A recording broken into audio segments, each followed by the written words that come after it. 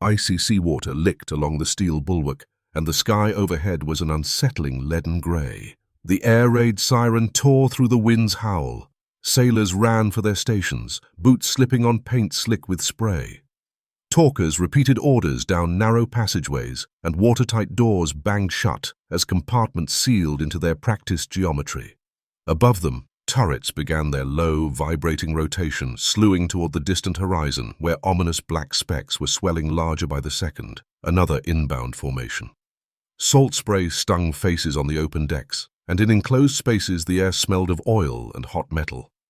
The crew did not need to see the aircraft to feel their approach. The radar plot and the siren were enough. What they feared most was not a single bomb, but the slow arithmetic of repeated attacks, the way each engagement consumed ammunition, strength, and certainty. In the fire control room, voices were tight and fast, but never casual. On the radar screen, bright dots were the beginning of every calculation: bearing, range, altitude. A number was called, then repeated back, then recorded. Mistakes were too expensive to tolerate. Track lines were updated, ship motion folded in, and the solution was recomputed again and again as the contact grew. Data were fed in, and the gears and cams of the mechanical computer began to turn with faint clicks, issuing a different set of numbers in return: elevation, deflection, fuse time. A man at the board traced the target's line and called the rate. Another adjusted for wind and the ship's own turn. The calculations were not a single answer, but a stream, constantly revised, constantly compared against what the screen insisted was true. Loaders hoisted heavy brass shells. One man used a dedicated wrench on the fuse ring at the nose, twisting it to the estimated burst time. Another checked the setting with a quick glance and a thumbed feel, a habit that had saved lives before. The shell was passed forward, the breech opened, the round rammed home, the block locked, and the gun captain's voice called the last confirmation. The procedure was tense and orderly, yet shrouded in a shared, silent expectation. This would probably be another wasteful grind. The guns barked flame and smoke. Shells left the barrels and climbed at several times the speed of sound, drawing an invisible arc through the sky. Observers through binoculars, or gunners by sheer experience, watched as each shell became a suddenly blooming black-grey puff near the projected flight path of the targets. 1 burst, 2, 10, 100. The sky looked pocked, as if covered in sores, but most of those clouds held, frustratingly, a polite distance, ahead, behind, left, right, never quite where the aircraft were. Bombers adjusted formation by a few degrees and slipped through what looked dense and what was, in truth, full of holes. Once in a while, 1 or 2 planes would shudder violently, trail smoke, and fall away. That was enough to spark a brief cheer at the gun positions, but most men understood the cost of that cheer. For a single hit, they had poured tons of steel and propellant into the air. In many Second World War anti-aircraft gunners' recollections, the deepest fatigue and discouragement did not come from danger. It came from watching, helplessly, the same outcome again and again, missing by inches in principle, by tens of meters in fact. For an anti-aircraft shell that killed mainly by fragments, tens of meters meant the difference between a lethal rain of steel and harmless fireworks. By the middle years of the war, bringing down a fast bomber often required more than 2,000 rounds of medium-caliber ammunition on average. This was not combat so much as an industrial-era probability game, massive resources committed against a ghost named terminal error. That ghost haunted the last link of the anti-aircraft fire control chain, the least controllable link of all: the fuse. Traditional options were only 2. One was a contact fuse.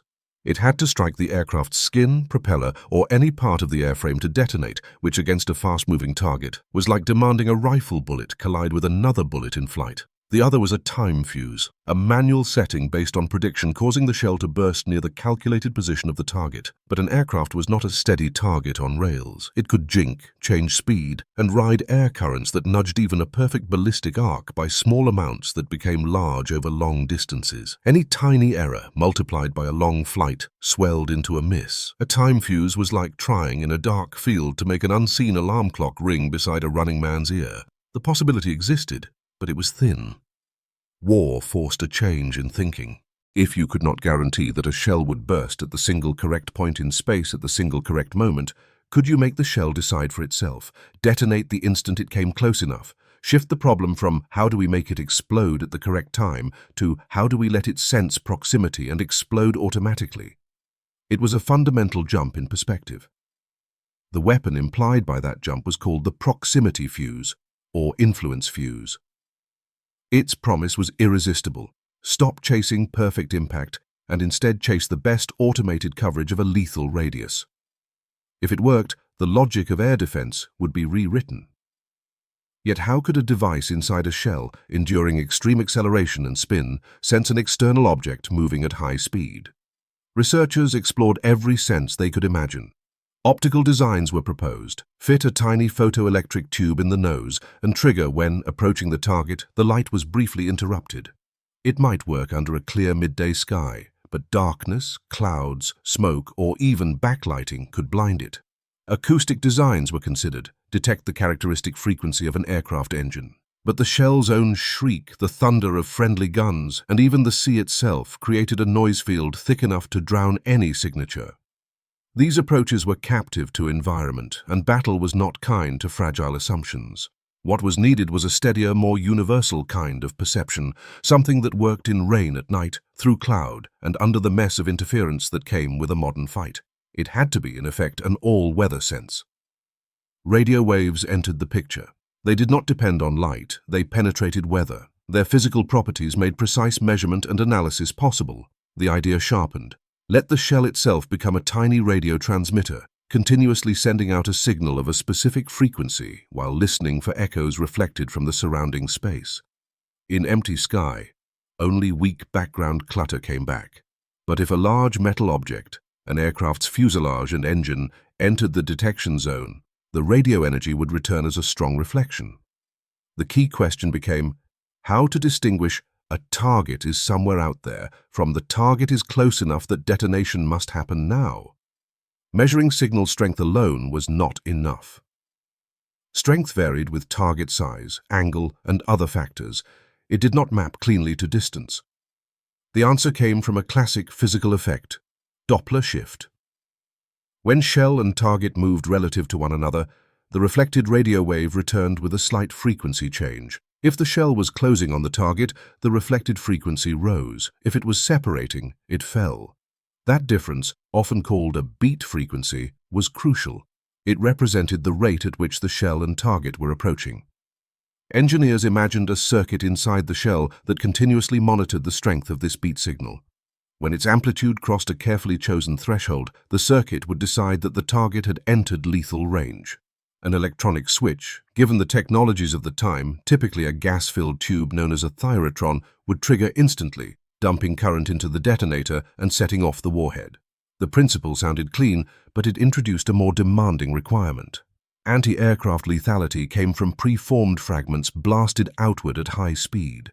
Those fragments did not spread evenly in all directions. They concentrated primarily in a disc-shaped pattern roughly perpendicular to the shell's axis of flight. Picture a flying metal can that suddenly bursts. The most energetic fragments spray sideways. So the best moment to detonate was not necessarily the moment of closest approach. It was the moment when that fragment disk would sweep through the aircraft's structure most effectively. This was geometry at speed. Detonate too early, and the fragment cloud might still be tight or angled poorly. Detonate too late, and the shell would already be past, leaving fragments to chase only empty air and wake turbulence. The fuse could not be a simple near-enough switch. It had to be, in effect, a judge of the best detonation point, making its decision inside a window that could last only millionths of a second. On paper, the device took shape. It would need a miniature radio transmitter, a receiver, amplifiers and filters to strengthen and isolate the beat signal, a threshold circuit, a trigger component such as a thyrotron, an independent and reliable power source, and safety mechanisms that were absolutely fail-proof.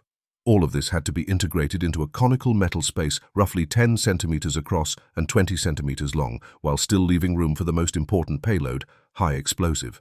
It was like asking someone to pack a simplified radio and a precise bomb into an object the size of a small football, then fire it from a cannon. The more brutal challenge came next. This ingenious micro-radio station had to survive the gun that launched it. When the propellant ignited, the shell went from stillness to hundreds of meters per second inside the barrel, suffering thousands of gravities of acceleration. It was as if you placed a delicate electronic device on an anvil and brought down a massive press in a single blow. At the same time, rifling forced the shell to spin at high speed to stabilize it, generating centrifugal forces that could warp, tear, or fling apart anything insufficiently anchored. Heat and pressure in the barrel added another stress. A design that looked sound in a calm laboratory could become scrap metal and broken wire in the first instant of launch. How could it live through launch? The problem was not only whether something snapped, but how it drifted. A solder joint could crack invisibly and open only after vibration had its way with it. A filament could stretch and sag, touch the wrong surface and burn out. A coil could shift by a fraction, pushing a tuned circuit off frequency. A tube might survive the first shock and fail only after a second, when heat and spin had altered its alignment. Even when nothing broke, tolerances could wander. A device that functioned in a test bench could become, after firing, a device that powered on yet could no longer transmit cleanly, receive reliably, or judge the beat signal with the sharpness the geometry demanded.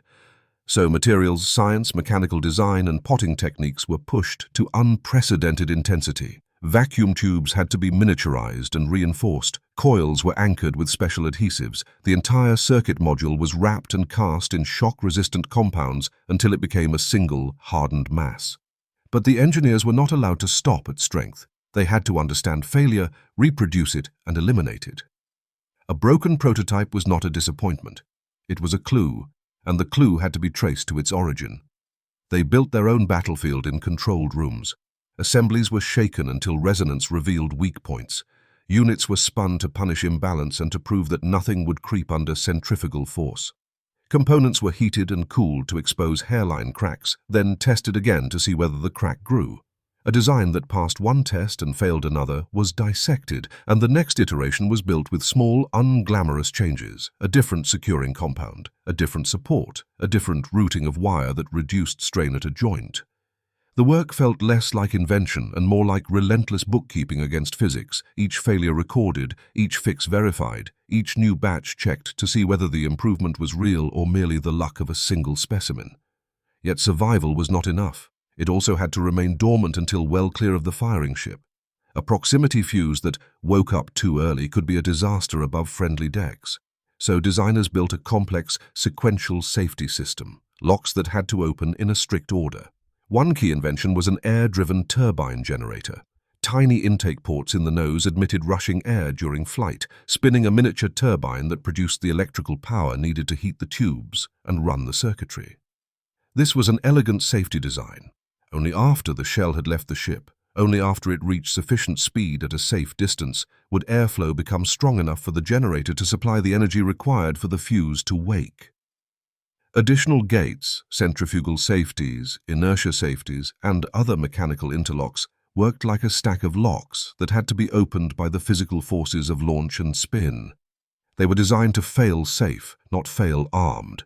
Only when all safeties had cleared and the generator delivered stable power did the radio sensing system enter its armed state, begin emitting its faint signal, and listen for the echo of death. At that point, the radio proximity fuse crossed from an exciting principle into an engineering reality. But another question immediately followed. How do you turn a laboratory success into thousands of identical, reliable units on a production line? A production line was built under the highest security. This was not an ordinary ordnance plant. It was a precision workshop with strict requirements for cleanliness, humidity, and tolerances. Women workers, the backbone of wartime manufacturing, worked under microscopes and specialized jigs, using fine tools to assemble miniature tubes, wind coils scarcely thicker than hair, and seat components into molds filled with special resin. Every operation was followed by stringent testing: electrical checks, vibration tests, centrifugal tests. Defective parts were rejected and destroyed. This was the furnace where a laboratory craft had to become industrial consistency, and it had to do so at astonishing output without relaxing reliability. Finished fuses were packaged with extreme care, labeled with coded identifiers and the highest secrecy markings, and packed into custom transport crates. Mixed among ordinary ammunition, they traveled through tightly controlled logistics channels to fleets on the Atlantic and Pacific fronts.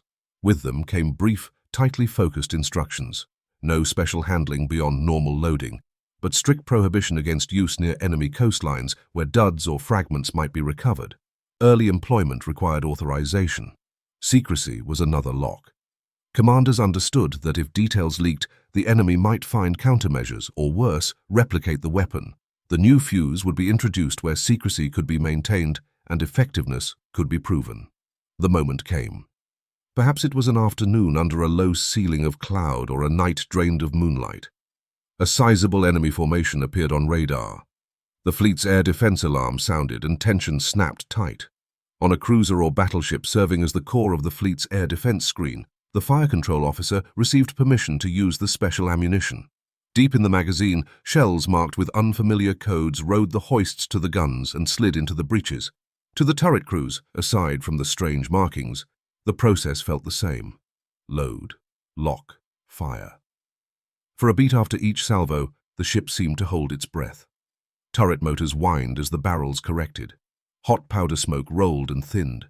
Men stared upward, trying to decide whether the next burst clouds would once again bloom politely away from the targets, or whether something had finally changed. Then the sky began to change in a way that was subtle at first, and unmistakable a moment later.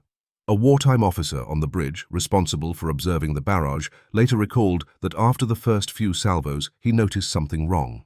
Wrong in the best possible sense. Previously, the burst clouds created by anti-aircraft fire, though numerous, looked random and scattered, like grey-black dandelion heads drifting in the general direction of the formation, with little tight relationship to any single aircraft. This time, the bursts seemed to show a kind of clustering. They gathered more tightly around particular flight paths, as if drawn there. To observers, the difference had a rhythm. In the old pattern, the sky filled with puffs that looked impressive in bulk, but the spacing between them felt accidental, as if the barrage were a storm that happened to drift through the wrong valley. In the new pattern, the bursts began to seem related to one another, as if they were outlining the track of an aircraft rather than decorating the sky around it. Sometimes detonation did not occur at the instant a shell seemed to pass closest.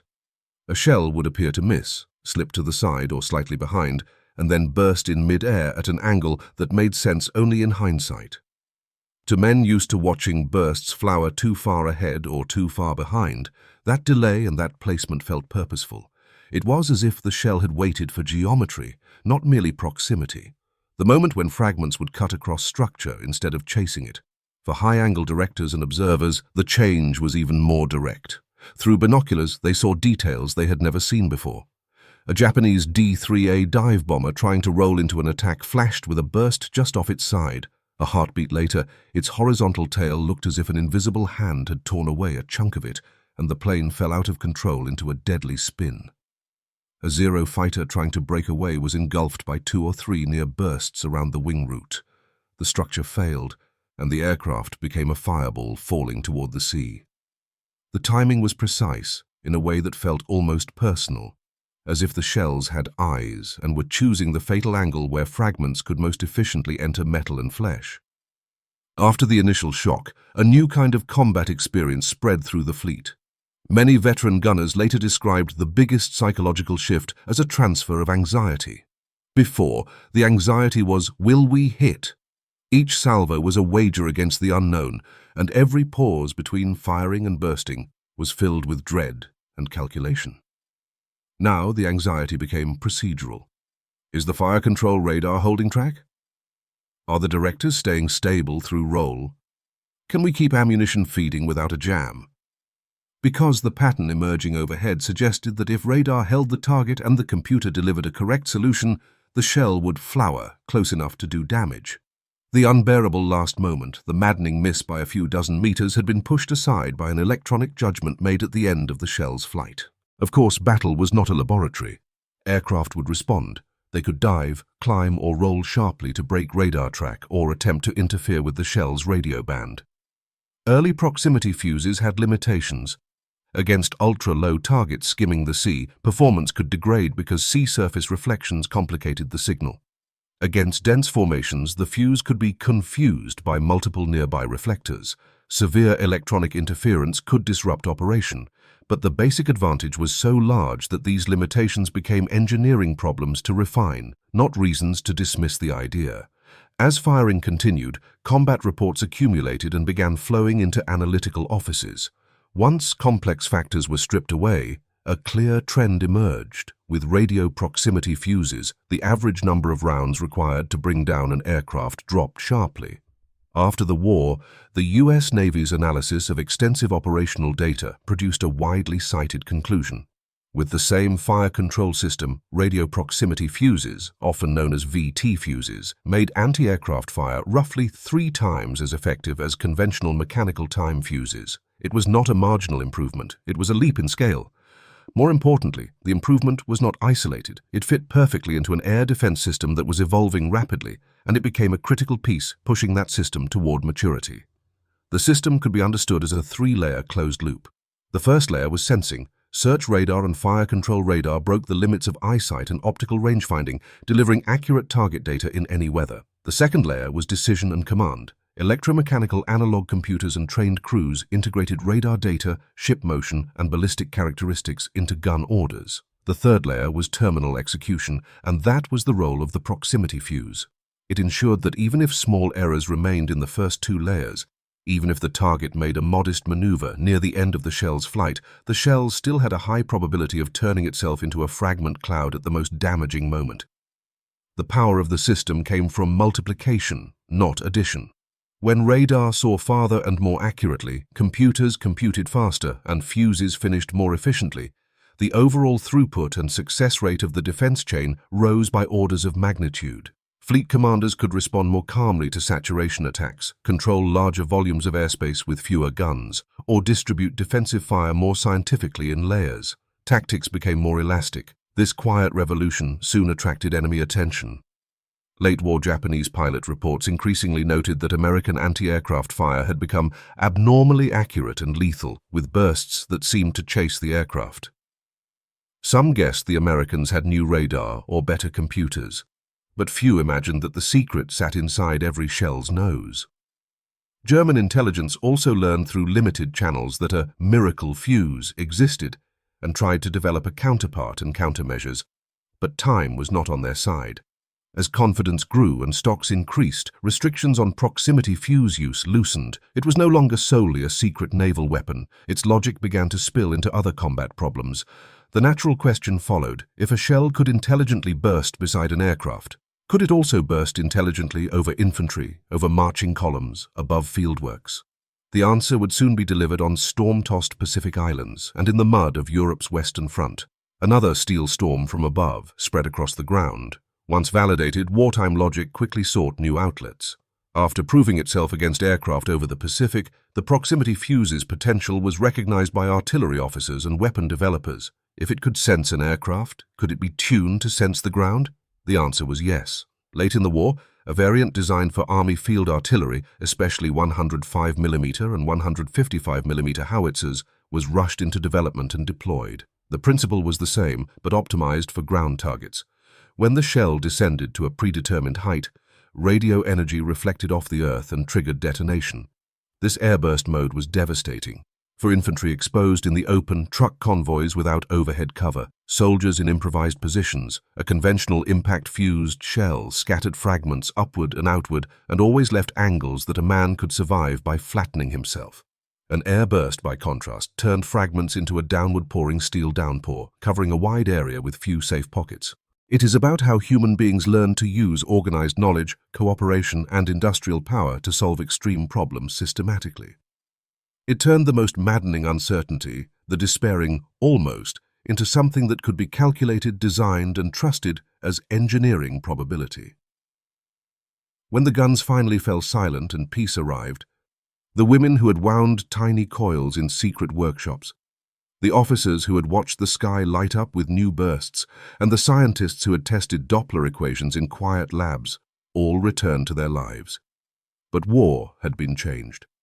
A new default setting was written into history's code.